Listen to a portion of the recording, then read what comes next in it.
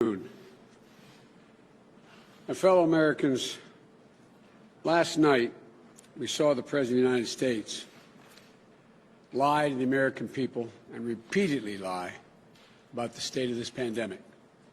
We saw him refuse to take responsibility for the crisis that should have been met with real presidential leadership. Instead, it has cost hundreds of thousands of Americans' lives and pushed millions into poverty. We saw him diminish the pain felt by so many Americans. President Trump said, "We're rounding the corner. It's going away. We're learning to live with it." They are quotes. But as I told him last night, we're not learning to live with it. We're learning to die with it. And this is a dark winter ahead. Already more than 220,000 people in the United States of America have lost their lives to this virus. 220,000 empty chairs at dinner tables all across this country. My heart goes out to every single person who's had to endure the agony of saying goodbye to someone they loved and adored over video chat, who couldn't gather their closest friends, even their full family, to grieve together at a funeral mass or a funeral service. And worse yet, a new study from Columbia University suggests that anywhere between 130,000 and 210,000 of those deaths were avoidable. A leading medical journal in America, quite frankly in the world, wrote an unprecedented editorial. To the best of my knowledge, they've never written anything like this. They criticized President Trump's, quote, dangerously incompetent, end of quote, response, and stated that he, quote, took a crisis and turned it into a tragedy. COVID-19 dwarfs anything we've faced in recent history, and it isn't showing any signs of slowing down. The virus is surging in almost every state. We passed 4.8 million cases. And when Trump was asked this week what he'd do differently to get the pandemic response right from the start, his answer was, and I quote, "Not much. Not much."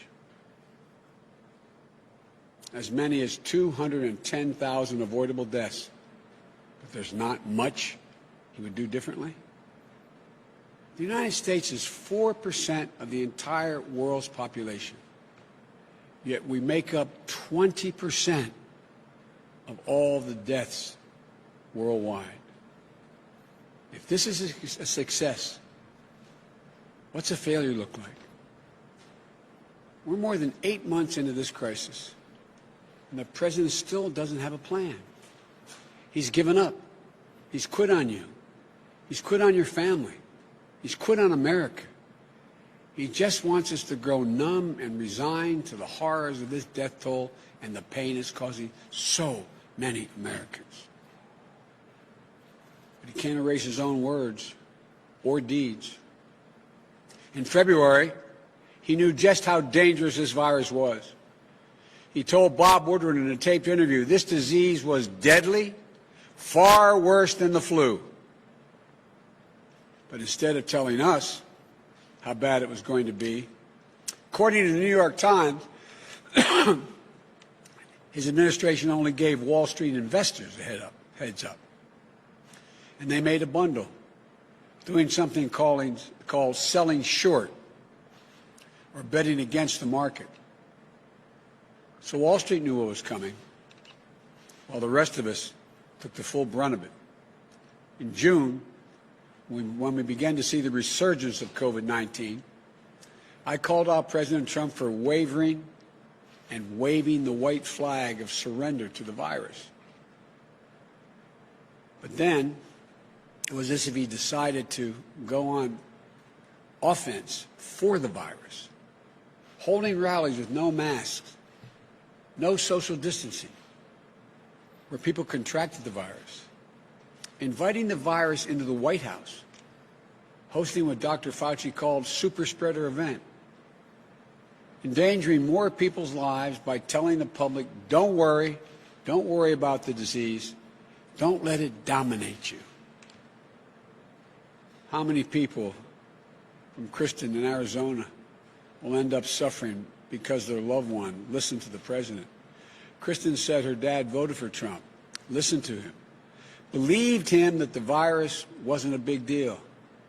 Then her dad became infected and died. Kristen said her dad's only pre-existing condition, this is her quote, the only pre-existing condition was trusting Donald Trump, end of quote. Even after contracting the virus himself, Donald Trump still refuses to promote universal mask wearing, which could have saved nearly 100,000 lives and could still save over 100,000 lives in the next few months. The longer Donald Trump is president, the more reckless he gets. We don't have to be held prisoner by this administration's failures. We can choose a different path. We can do what Americans have always done. Come together and meet the challenge with grit, compassion, and determination. And today I'm going to tell you exactly what I plan to do if I have the honor of being elected your next president. I'll immediately put in place a national strategy that will position our country to finally get ahead of this virus and get back our lives. I'll reach out to every governor in every state, red and blue, as well as mayors and local officials during transition to find out what support they need and how much of it they need. I'll ask the new Congress to put a bill on my desk by the end of January with all the resources necessary to see how both our public health and our economic response can be seen through the end. What is needed? Look, a pandemic doesn't play favorites, nor will I. As I said, no red states, no blue states, just the United States, united in our response, united in our purpose to stop the spread of COVID-19 and beat this virus. First, I'll go to every governor, urge them to mandate mask wearing in their states. And if they refuse, I'll go to the mayors and county executives and get local masking requirements in place nationwide. As president, I'll mandate mask wearing in all federal buildings and all interstate transportation, because masks save lives, period. Just look what happened in Arizona. The Republican governor initially tried to bar local governments from implementing mandates on their communities. What happened? In June, Arizona got hit with a surge of cases. Hospitals were flooded. The state health system was overwhelmed. So cities and counties appealed the governor's ruling. They imposed their own local mandates, covering most of the state. The result? Cases fell by 75%. Wearing a mask is not a political statement. It's a scientific imperative. It's a point of patriotic pride so we can pull our country out of this god-awful spiral we're in. And it's a testament to the values we were taught by our families and by our faiths. Love thy neighbor as thyself.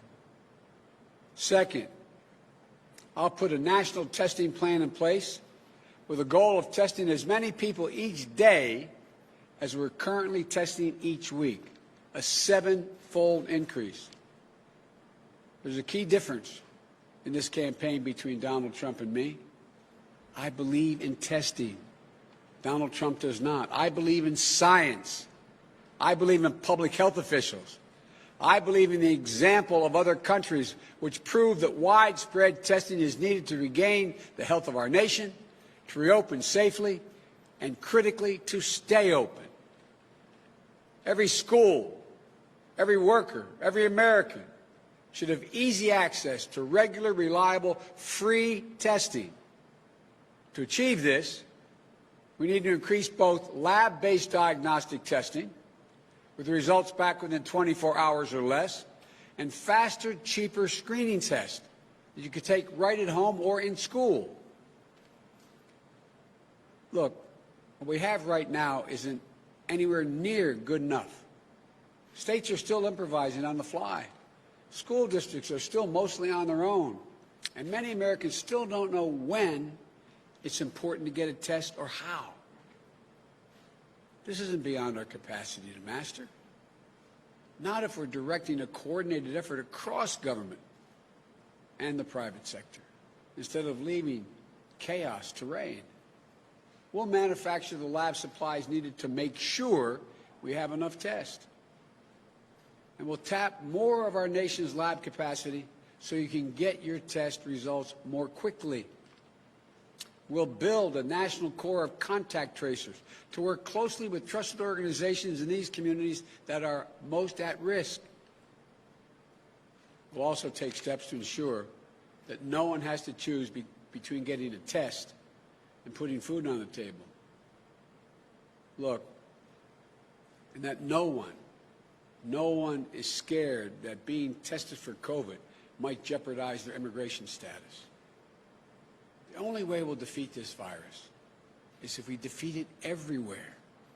Third point I'd like to make is we'll close the personal protective equipment, the PPE gap, and get the gear out where it's needed. Every healthcare worker will have a reliable supply of properly fitted N95 masks. It's unconscionable. There are more than 8 months into this crisis, and frontline healthcare workers are still rationing their personal protective equipment. As President, I'll use the full power of the Defense Production Act to drive the manufacturing of personal protective equipment, masks, gloves, gowns, and more, and ensure this is distributed equitably. Look, we won't stop until the nation's supply exceeds the demand and our stockpile is replenished, especially in hard-hit areas and in communities that are disproportionately impacted by the virus. I will appoint a fully empowered supply commander who's in charge of filling in the gaps. We'll make sure we can manufacture critical supplies right here at home so we're not dependent on other countries in this crisis. Fourth, we'll provide consistent, reliable, trusted, detailed, nationwide guidance and technical support for reopening safely and the resources to make it happen. We need a single source of guidance that we can trust, where we know the information won't change for any reason other than the science that guides it. Not political expediency, not public image. It won't be easy as to open or close. Social distancing isn't an on or off thing. And we're learning more every day about the virus and how it spreads. We need to be able to adapt and adjust our behavior to responsibly respond appropriately. The schools and businesses can't make responsible decisions if they don't have the information, the science. It's not just more detailed, effective guidance they need. It's consultations and technical support so people have a place to turn with their questions. It's having a government that's in your corner, not a government that's turned its back on you. And once we get our federal, state, and local governments working together, once there's universal masking, enough PPE and testing to go around, science-backed guidance to help us make the right decisions, then we can get our kids back to school safely, our businesses growing, and our economy running again without wasting another minute. As I said last night, I'm not going to shut down the economy. I'm not going to shut down the country. I'm going to shut down the virus. And finally, we'll be focused on developing safe and effective treatments and distributing a safe and effective vaccine. President Trump claims he found a cure. Well, let me tell you, yet we have 1,000 people dying each day. More than 40,000 people are in hospitals right now battling the virus. Life-saving therapies shouldn't be just available to the wealthy and the well-connected. We need to make sure they're available to everybody, available and affordable. It's also possible we could learn any day that one of these vaccines currently in trial is showing itself to be effective. That will be a wonderful day for our people and people around the world, everywhere, whether it comes next week or in the next 2 months. But it will still be many months before any vaccine is widely available. And we need a president who will take responsibility for making sure it gets to every single person in this country in a way that's equitable and accountable. We need a president who in the meantime is doing his job to protect the American people. Once we have a safe and effective vaccine, it has to be free to everyone, whether or not you're insured. Let me say that again. The vaccine must be free and freely available to everyone. This is just not one more reason why it's so despicable that Donald Trump is fighting in the middle of a pandemic to get the U.S. Supreme Court to strike down the entire Affordable Care Act, which I worked so damn hard to get the votes for. Under the ACA, insurers are required to cover recommended vaccines for free. So overturning the ACA would mean people have to pay to get COVID-19 vaccine. That's wrong. Very, very wrong. Unlike Donald Trump, I believe health care isn't a privilege. I think it's a right. That's why, as president, I'll protect and build on the ACA by adding a public option that will compete with private plans to expand coverage and lower health care costs across the board. I'll bring down drug prices by allowing Medicare to negotiate with pharmaceutical companies. I'll make sure Americans have insurance. Those with insurance have access to free COVID-19 vaccine. And I'll direct the federal government to bulk purchase as many doses as is necessary of the COVID-19 vaccine so we can provide it free to those who are uninsured, underinsured, or Medicaid eligible. Throughout all this, yes, Mr. President, I'll listen to the scientists and I'll empower them. I know how much President Trump has damaged faith in our institutions, in our leaders, in government itself. We have to rebuild the trust between the public and its public servants. It's one of the most difficult tasks we'll face in the coming years. But if I'm elected president, I'll always give it to you, as FDR said, straight from the shoulder. I'll deliver on my promises. I'll listen to the American people, no matter what their politics.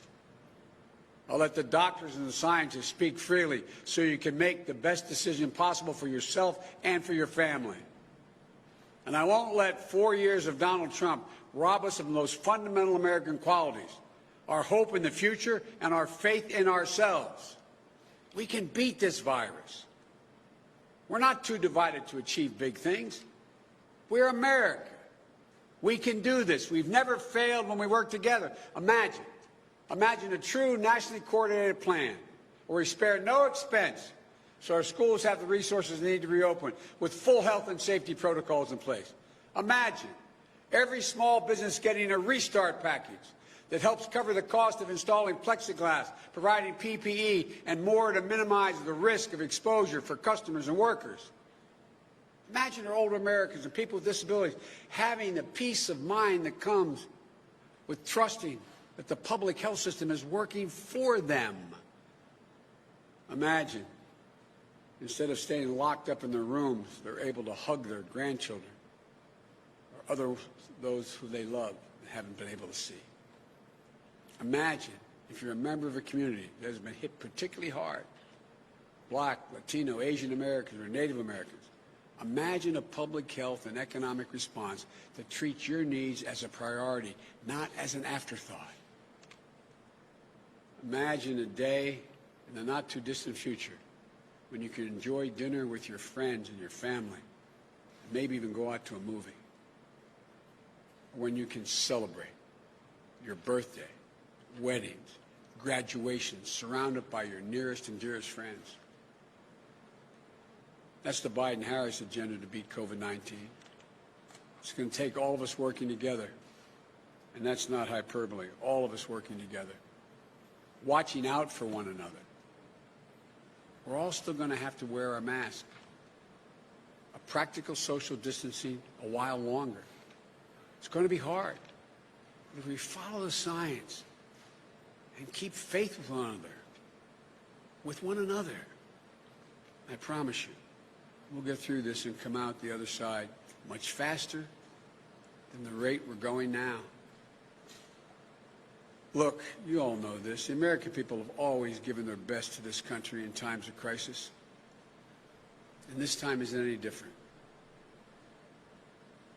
I'm not joking when I say this. I think every day about the brave doctors and nurses and hospital workers, police officers, firefighters, EMTs, and other first responders, who not figuratively, but literally, are putting their lives on the line day in and day out to care for people. I think of the essential workers who carried the rest of us on their shoulders through these many months. The grocery store clerks, the delivery clerks, the drivers, the folks on the assembly line, the meat packers, and so many more. People too often overlooked, undercompensated. They've given the best to their country when we need them the most. Think of the small businesses who moved heaven and earth to try to take care of their employees and keep their businesses open. And sadly, of all those who couldn't because they didn't get the help they were promised. I think of the parents juggling working from home with the added demands of overseeing their child's educations. I think about the educators who are spending hours learning how to teach online. They're doing what they always do, giving above and beyond for their students. I think of the families and the communities who've stepped up, donating to charities, doing grocery runs for older relatives and neighbors, finding new ways to connect and support one another. That's the America we know. That's the United States of America. That's who we are. And like John F. Kennedy, when he committed to take us to the moon, he said, I refuse to postpone the possibilities that exist for this country. I refuse to postpone. Refuse to postpone the American purpose that will not only lead our country back, but lead the entire world. There's no challenge. There's no challenge we cannot meet. No enemy we're unable to face. No threat we can't conquer. We stand together, united, bound by our common resolve, determination, and values. Folks, together we can harness the unlimited potential of the American people, not just to get back where we were before this virus hit us, but to get back better. I promise you, and you know in your heart, we can do this. We must do this, and we will do it together. You know we can do it. This is the United States of America. May God bless you all, and may God protect our frontline workers and all those who have lost a loved one. Thank you, and keep the faith.